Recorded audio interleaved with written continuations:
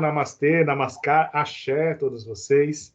Eu sou Fernando Parada, sou orientador espiritual da Casa Nossa Senhora do Rosário, onde praticamos uma Umbanda universalista, onde praticamos também e estudamos xamanismo, hinduísmo, budismo e outras práticas espirituais, porque na nossa casa é de Exu, Oxalá e de Ganesha Shiva. Então estamos sempre abertos a outras culturas, porque o conhecimento sempre é válido. Eu queria começar com vocês hoje sobre a parte feminina do hinduísmo. Na aula anterior, nós falamos sobre os principais deuses, Brahma, Shiva e Vishnu. O deus da criação, o deus da destruição e o deus mantenedor. A personificação desses três deuses é representada pela Trimurti, que é essa imagem que vocês vão ver. Justamente, é um aspecto diferente da nossa forma cristã de entender. Ao passo que muitos cristãos deixam de representar Deus através de estátuas ou pinturas, o hindu tem a tendência de personificar todas as energias. Então ele coloca numa forma humana o Deus da destruição, o Deus mantenedor do universo, o Deus criador, e faz uma fusão deles em uma estátua, chamada de Murti, e passa a reverenciá-la ou adorá-la. E engraçado que eu estava pensando agora mesmo, nós também fazemos isso e pensamos que não. O católico não tem problema, o católico e o umbandista nós fazemos a imagem.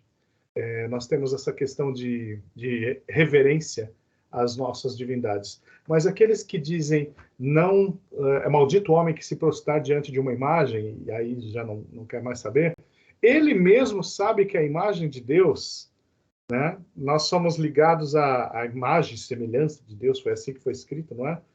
Será que Deus tem tantos defeitos assim? Então colocaram lá a imagem de um velho barbudo, parece muito com Zeus, para representar justamente esse Deus. Então você pode até perguntar, um evangélico, por exemplo, qual a forma de Deus? Talvez ele diga que a imagem e semelhança do homem. Então, será que nós somos feitos à imagem e semelhança do homem? Será que, de Deus, será que nós somos exatamente isso? Então, ele pode até não adorar, mas ele tem esse conceito que o homem é feito à imagem e semelhança de Deus. O hindu ele é muito estético. Ele pega tudo que é ligado ao Deus, isso se chama iconografia, e aquilo se torna sagrado. Então, às vezes, você pode representar o Deus Shiva, por exemplo. Em vez de colocar uma estátua, você pode colocar um ícone que representa esse Deus. Mas estou falando muito sobre os deuses agora. Isso fica para uma outra aula, os deuses homens. Eu quero falar agora das principais deusas. Dentro do hinduísmo, cada um dos três principais deuses é casado. E é justamente o lado feminino que o complementa.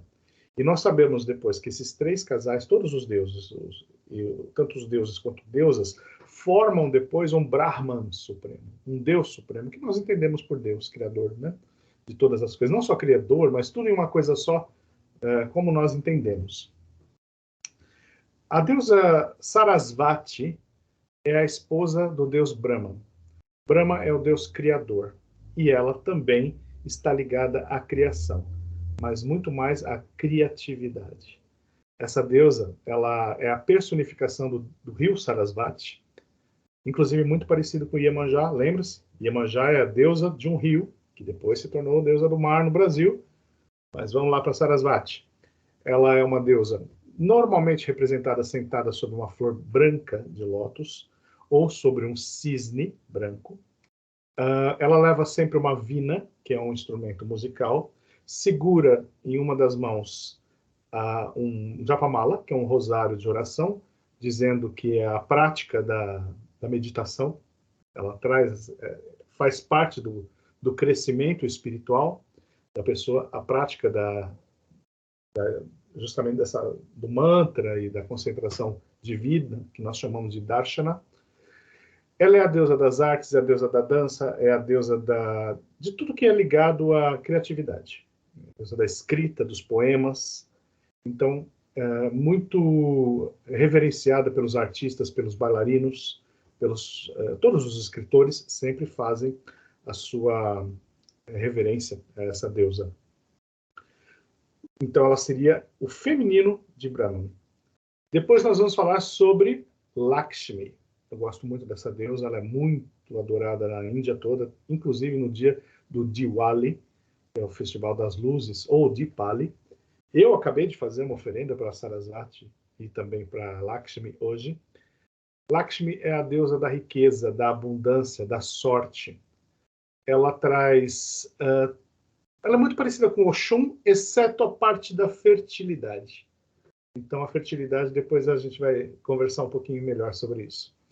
Ela é esposa do deus Vishnu, é o mantenedor do universo.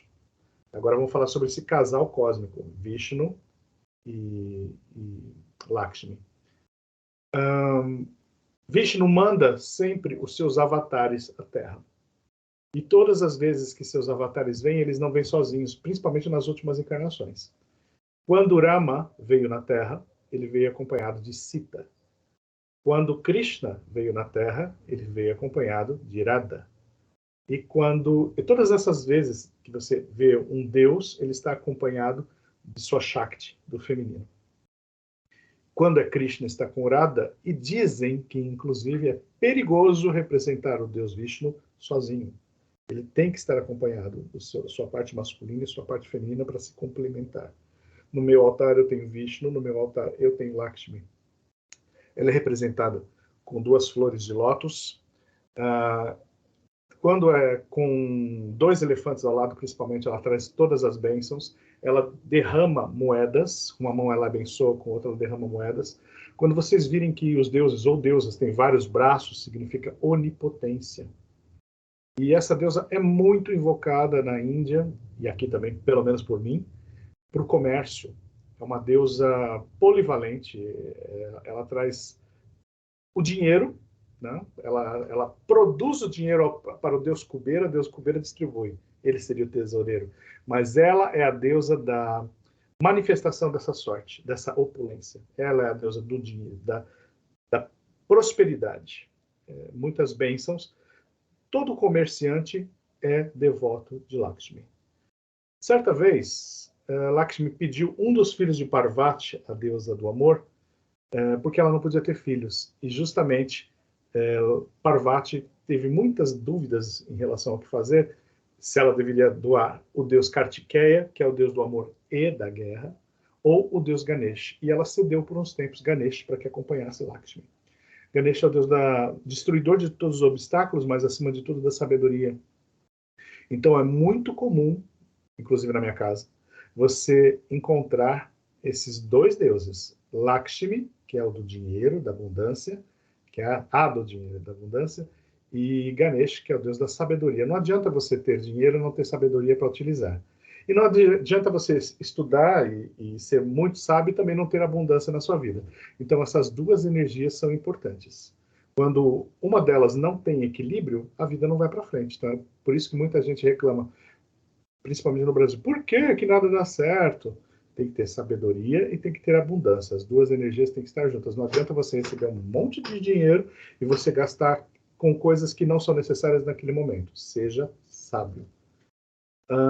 Agora eu quero falar da terceira deusa, a deusa Parvati. Ela é a esposa de Shiva, deus da destruição. Ela é a deusa do amor. Ela é a deusa mãe eterna. Ela consegue fazer... Uma vez, vou contar uma história muito bonitinha.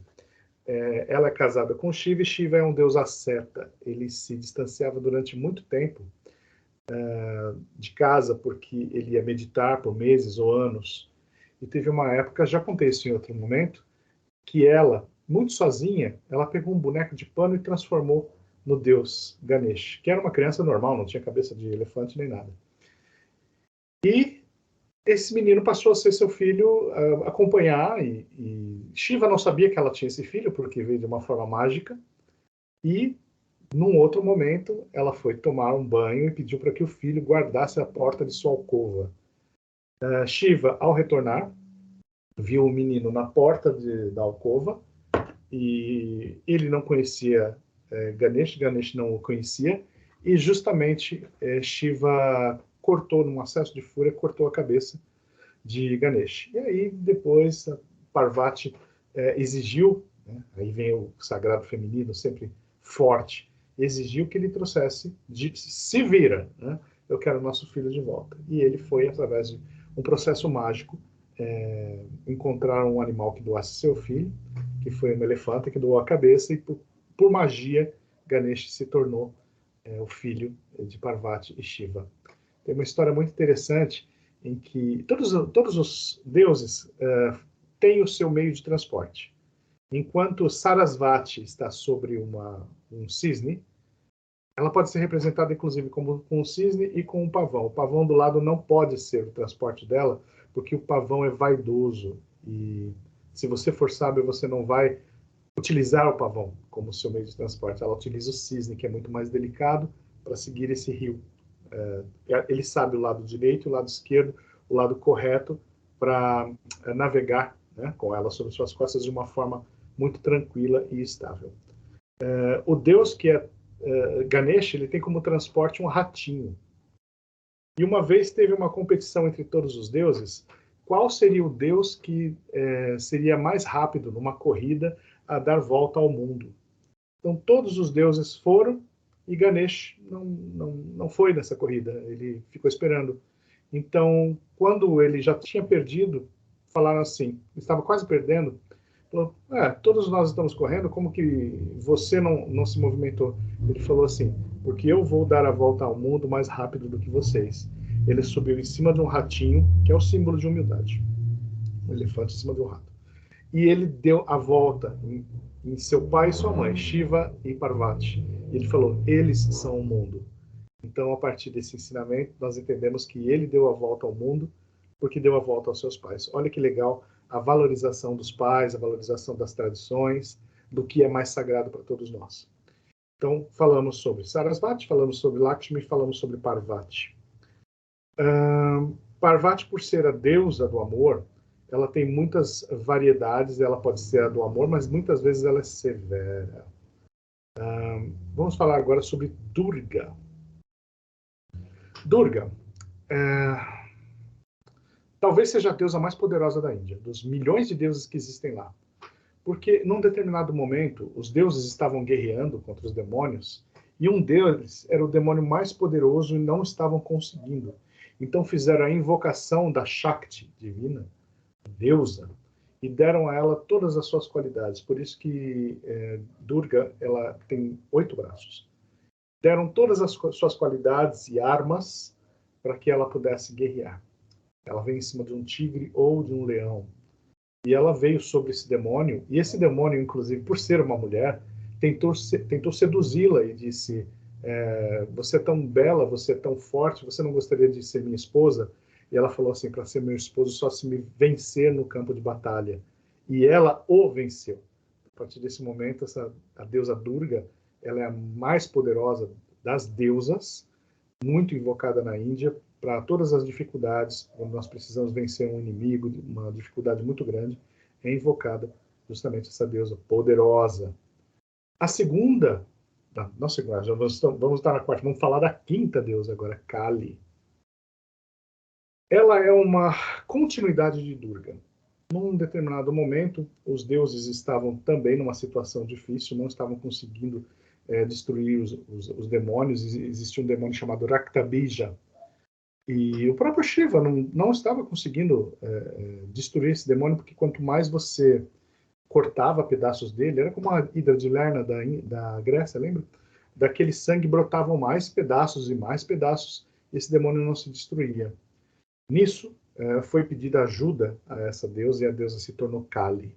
Kali é representada com uma língua para fora, Kali significa negra, ela é representada normalmente como negra ou azul, e com braços e crânios, né, ao seu redor, uma deusa sangrenta, deusa da aniquilação.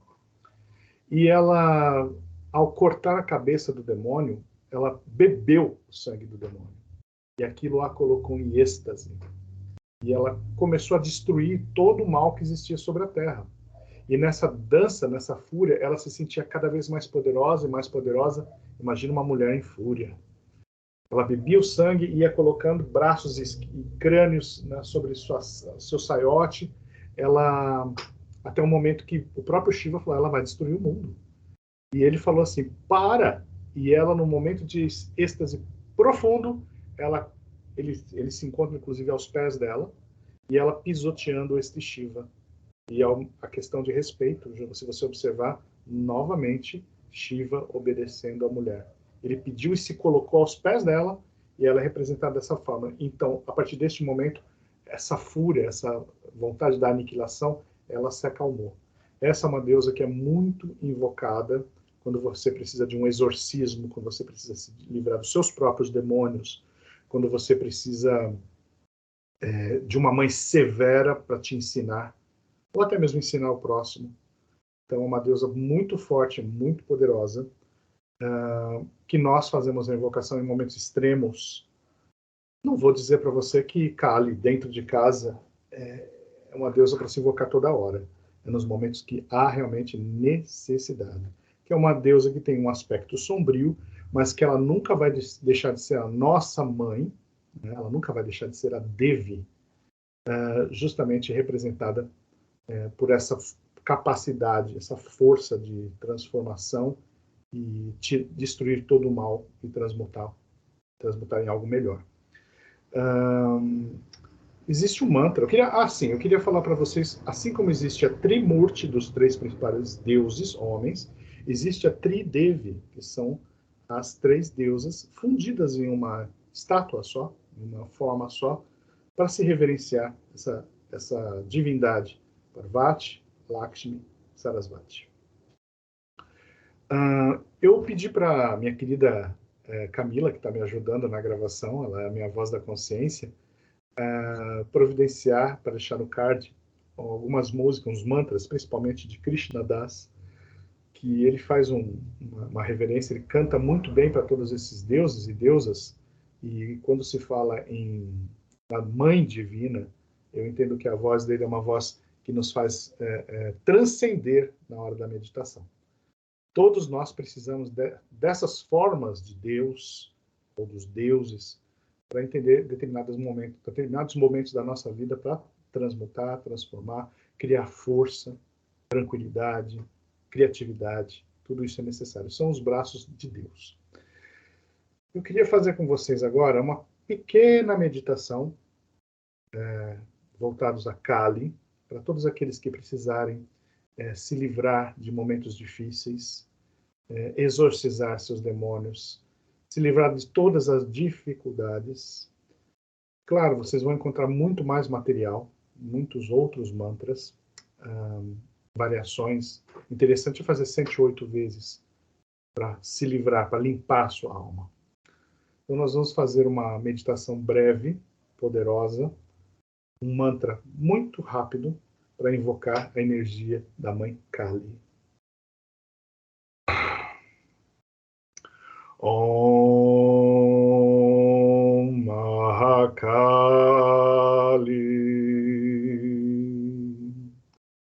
Om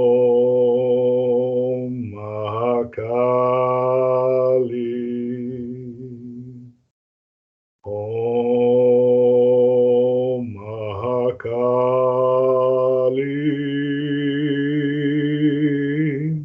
Om Krinkali, Om Krinkali, Om Krinkali, Om Krinkali, Om Krinkali, Om Krinkali, Om Krinkali, Om Krinkali. Om Krinkali, Om Krinkali, Om Krinkali, Om Krinkali, Om Krinkali. Om Krinkali, Om Krinkali, Om Krinkali, Om Krinkali, Om Krinkali. Om Krinkali, Mahadevi, Mahakali. Faça isso. Você vai se livrar de todos os seus demônios. Namastê, Namaskar, Axé, e nos vemos em outro vídeo.